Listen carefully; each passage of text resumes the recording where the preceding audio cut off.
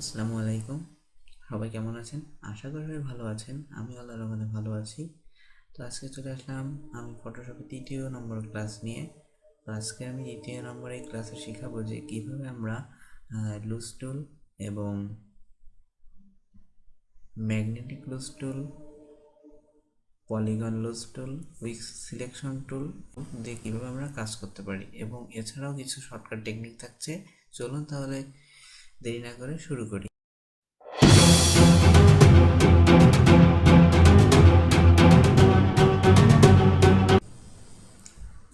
ফার্স্টে ফটোশপটা ওপেন করে নিব।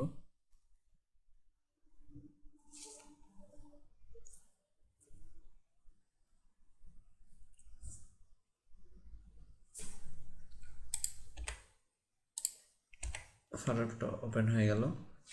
আমরা একটি পেজ নিয়ে নিব, কন্ট্রোল এন চেপে।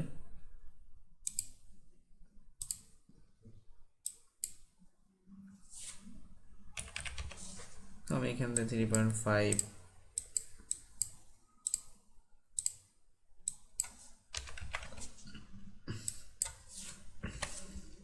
আর রেজুলেশন নিলাম 300, সিএমআইকে কালার ওকে।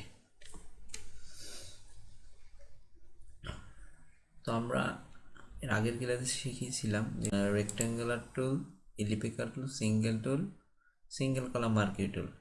আর আজকে আমরা শিখব loose tool, polygon tool, magnetic loose tool, quick selection tool, magic wand tool. ছবি নিব।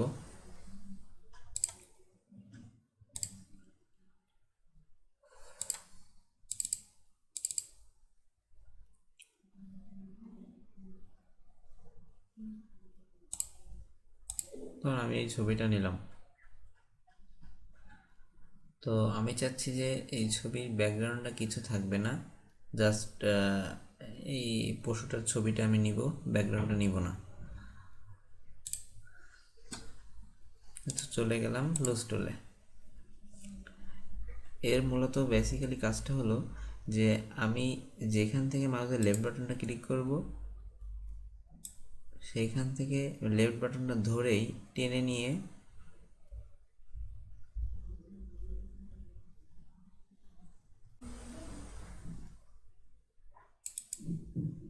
এই ধরে ছেড়ে দিলাম। যেখান থেকে শুরু করব ঠিক সেখানে এসে ছেড়ে দিব। এবার আমি চাইলে এটাকে কন্ট্রোল সিতে কপি করতে পারি, আর নিউ লেয়ার নিয়ে কন্ট্রোল বিতে পেস্ট করে দিতে পারি।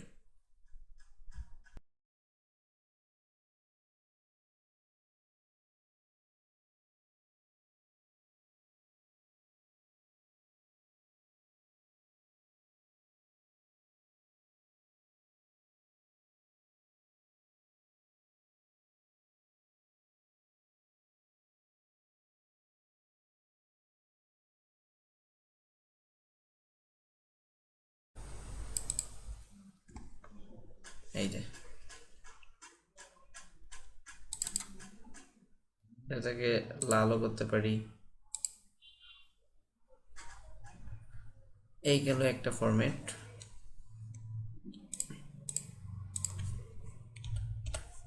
আবার এবার চলে যাব, রাইট বাটন ক্লিক করলে পলিগন লুজ টুল। এটার কাজটা কি? এখানে আমি মাউসের লেফট বাটনটা আবার একই জায়গায় ক্লিক করলে সেখান থেকে একটা পয়েন্ট সিলেক্ট হয়ে যাবে।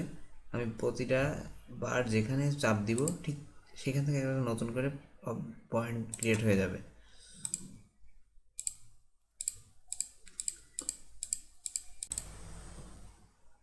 আসলে আমরা ছবির কাজ ম্যাক্সিমাম পেন টুল দিয়েই করা হয়, আর পেন টুল দিয়ে এই ছবির কাজগুলোই করতে হয়। এটার কন্ট্রোল সিতে কপি, কন্ট্রোল বিতে পেস্ট। এই দেখুন,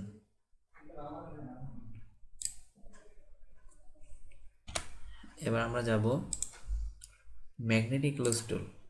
এটা খুবই ইম্পর্টেন্ট। এটা আসলে আমি মাউসের লেফট বাটন যেখান থেকে সিলেক্ট করব ঠিক তার পাশ থেকে যেভাবে আমি নিয়ে যাব অটোমেটিক অবজেক্টটা সেখান থেকে সিলেক্ট হয়ে যাবে। দেখেন আমি জাস্ট মাউসটা সরাচ্ছি আর অটোমেটিক সিলেক্ট হয়ে যাচ্ছে।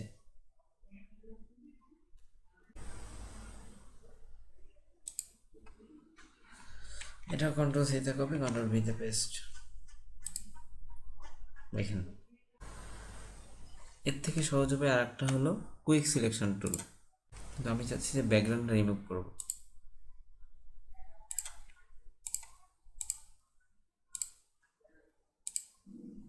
দেখেন অটোমেটিক নিয়ে নিচ্ছে।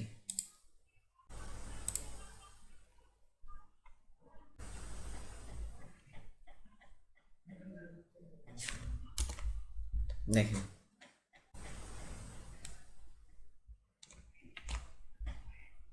এইভাবে আপনি ব্যাকগ্রাউন্ড রিমুভ করতে পারেন। এইভাবে করলে হবে কি, খুব নিখুঁতভাবে হবে না, আসলে ছবির প্রতিটা কাজই পেন টুল দিয়ে করতে হয়।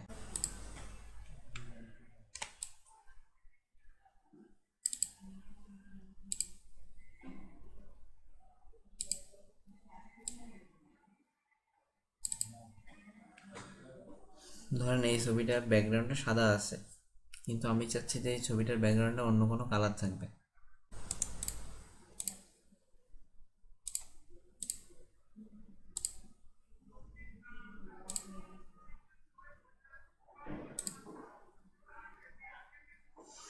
দেখছেন যখনই কুইক সিলেকশনটা দিয়ে আমি সিলেক্ট করলাম অটোমেটিক নিয়ে নিল। মানে ব্যাকগ্রাউন্ড আমি রেড কালার করে দেই।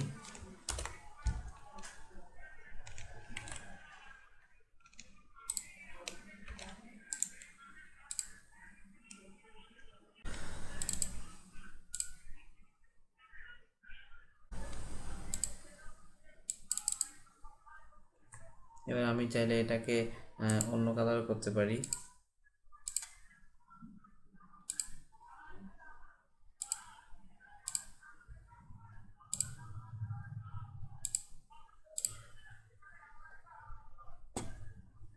দেখছেন ছবিটার ব্যাকগ্রাউন্ডটা কিভাবে আমরা চেঞ্জ করতে পারি খুব সহজে। এবার আমরা অনেকেই ছবি সাইজ ঠিকঠাক মতো করতে পারলেও, আমরা যারা স্টুডিওতে কাজ করি আমরা কিন্তু অনেকে স্ট্যাম্প সাইজ ফটো বা পাসপোর্ট সাইজের ফটো সাইজটা সঠিক মাপ জানি না এবং সঠিকভাবে সাজাতেও পারি না। ধরুন এই ছবিটাই আমি পাসপোর্ট সাইজ করব, সেক্ষেত্রে আমি কীভাবে করব? তার আগে আমাকে একটা কন্ট্রোল এন দিয়ে নিউ ট্যাব নিতে হবে।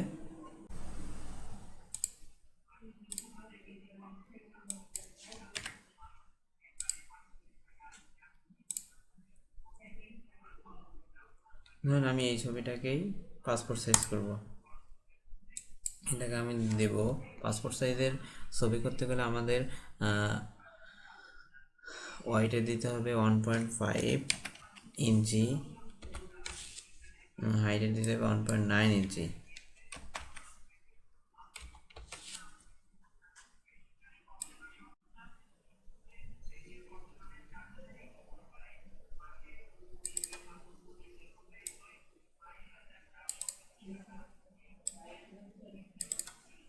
এন্টার। দেখেন ছবিটা কিন্তু পাসপোর্ট সাইজ হয়ে গেছে। এবার আমরা এই ছবিটাকে ধরে এখানে নিয়ে আসলাম।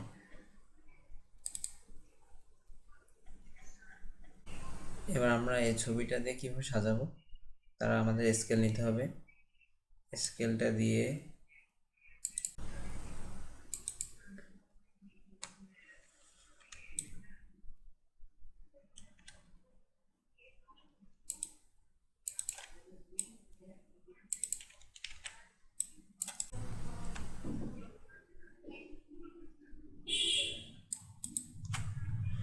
নেওয়ার পর হ্যাঁ সাজাই নিলাম। সাজাই নেওয়ার পর আমরা এবার স্ট্যাম্প সাইজ ছবি সাজাতে পারি। এটা কীভাবে সম্ভব? ঠিক একইভাবে এই ছবিটার কাছে যে আমরা ক্রপ টুলে যাব, ক্রপ টুলে যে স্ট্যাম্প সাইজের ছবির মাপ হলো 0.8, 0.9।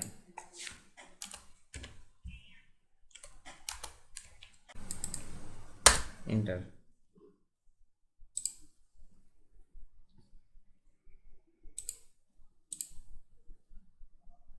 দেখেন স্ট্যাম্প সাইজ কিন্তু আমার হয়ে গেল।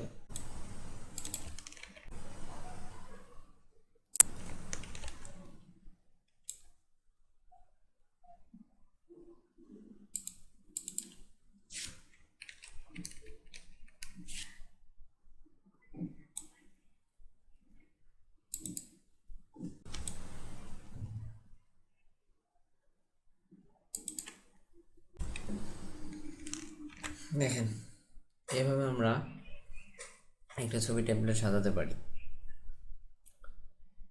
এছাড়াও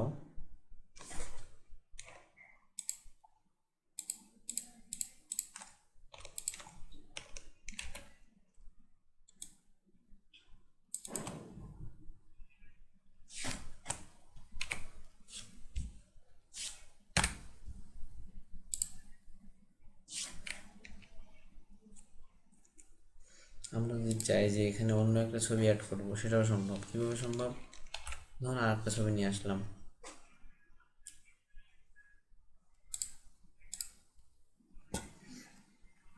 তো আমি এই ছবিটাকে স্ট্যাম্প সাইজ করব।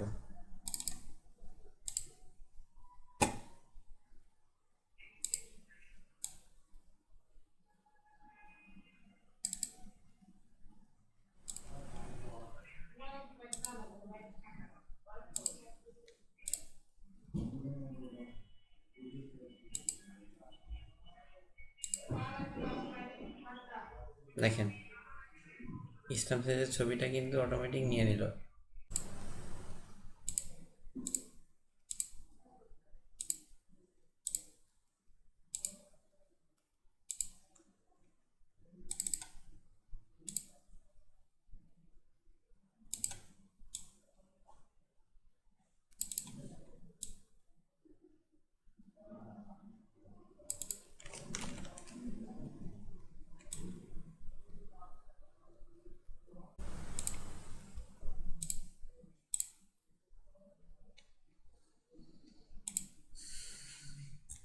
দেখেন, অটোমেটিক নিয়ে নিছে। এটা কীভাবে সম্ভব?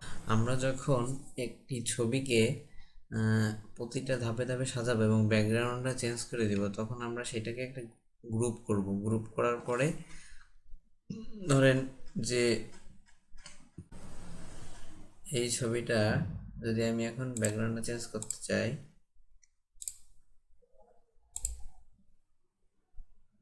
আমি একটা লেয়ারে সাজিয়ে নেব, মানে লেয়ারে ব্যাকগ্রাউন্ডের কালার সিলেক্ট করে দিব, কন্ট্রোল ব্যাক স্পেস শর্টকাট আমি দিয়ে দিলাম। এবার এইটাকে আমি এইটাকে এবং এইটাকে দুইটাকে কন্ট্রোল জি দিয়ে গ্রুপ করব এবং রাইট বাটন ক্লিক করে কনভার্ট টু স্মার্ট অবজেক্ট এটা যখন দিয়ে দিব, তখন এই যে যখন দেখাবে, তখন আপনি এই যে এখানে এরকম দেখাবে, ঠিক এইখানে ক্লিক করবেন, ডাবল ক্লিক করলে অটোমেটিক এরকম দেখাবে। যদি আমি এখন চাই আগের ছবিটা এরকম হবে, অটোমেটিক এরকম হয়ে যাবে এবং ইয়েস দিয়ে দিব। এরকম smart convert to smart object করলে হয় কি, যে আপনি একই রিলেটেড যদি ছবি এরকম কনভার্ট টু স্মার্ট অবজেক্ট করেন, তো এতে করে আপনি যখন একটাতে চেঞ্জ করে দিবেন, প্রতিটাতে পরপর চেঞ্জ হয়ে যাবে। তো এই ছিল আজকের ক্লাস। যদি ক্লাসটি ভালো লাগে, লাইক কমেন্ট শেয়ার দিয়ে সাবস্ক্রাইব করে দিবেন। সবাই ভালো থাকবেন। আসসালামু আলাইকুম।